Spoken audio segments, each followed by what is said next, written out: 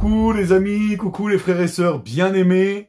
J'espère que vous êtes en forme aujourd'hui. Vous savez, dans la Genèse, à un moment, Dieu il va dire à Caïn, le péché couche à ta porte et ses désirs se portent vers toi. Mais toi, domine sur lui.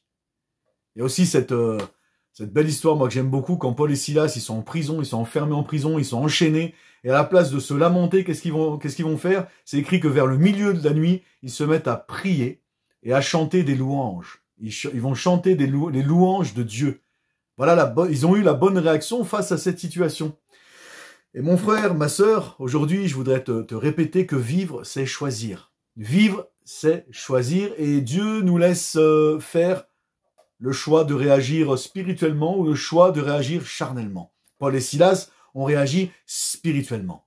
Mais Dieu te laisse cette plus grande des libertés. Je veux te rappeler aujourd'hui que Dieu te laisse la liberté de choisir ta façon de réagir face à toutes les choses qui se présentent dans ta vie. Face à toute situation qui se présente dans ta vie, Dieu te laisse la liberté de choisir la façon dont toi tu vas réagir. Et Dieu aimerait que tu réagisses bien sûr spirituellement. Regardez, à un moment les disciples ils sont dans la barque avec Jésus. Jésus il dort. La barque commence à se remplir d'eau. D'accord, il y a une grosse tempête, la barque se remplit d'eau, ils sont en panique, ils vont réveiller Jésus. Ne t'inquiètes-tu pas que nous périssons? Jésus va calmer le vent, va calmer la tempête. Après, il leur dira, mais pourquoi avez-vous eu peur? N'avez-vous point la foi? N'avez-vous point la foi? Et face à toutes les situations qui se présentent dans notre vie, on devrait réagir par la foi. Et si je vous en parle, c'est que bien des fois, moi, dans ma vie de chrétien, j'ai pas eu la bonne réaction face aux situations qui se présentaient dans ma vie. C'est-à-dire que je me suis déjà mis en colère, je me suis déjà lamenté, découragé. Et ce n'est pas la bonne réaction. Nous devons réagir comme ces exemples qu'il y a dans la Bible, comme Paul et Silas, qui ont choisi enfermés en prison, ils ont choisi de louer leur Dieu et de continuer à prier. Que rien ne nous arrête. Rappelons-nous qui nous sommes en Jésus-Christ. Nous sommes les disciples de Jésus-Christ. Jésus, il l'a dit, et il nous le dit encore aujourd'hui, j'en suis sûr, parce que c'est marqué dans sa parole, « Je vous donne le pouvoir de marcher sur toute la puissance de l'ennemi et rien ne pourra vous nuire. » Alors rappelle-toi ça, mon frère, ma sœur. Dieu te donne le pouvoir de marcher sur toute la puissance de l'ennemi et rien ne pourra te nuire. Toute arme forgée contre toi, dit la Bible, sera sans effet. Si tu marches avec Dieu, si tu crains Dieu, si tu marches avec lui dans l'obéissance à sa parole, si tu es véritablement un disciple de Jésus-Christ, que tu te confies en Dieu, toute arme forgée contre toi sera sans effet.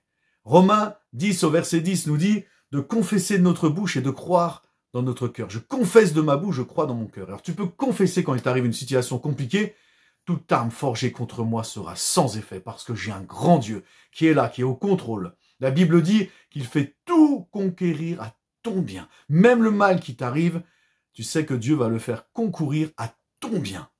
Alors frères et sœurs, voilà, aujourd'hui ce que je veux dire, c'est ayons la bonne réaction.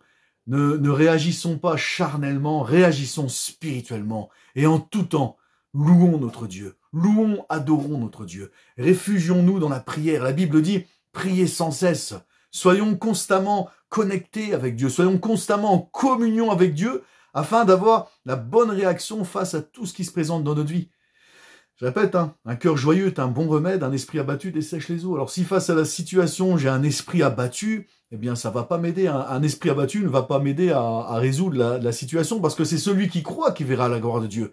Si tu crois, tu verras la gloire de Dieu. Et aujourd'hui, ce que je veux t'encourager, c'est à croire. Face à tout ce qui va se présenter dans ta vie. Oui, Jésus a dit, vous aurez des tribulations dans le monde. Mais il a dit aussi, prenez courage, parce que j'ai vaincu le monde.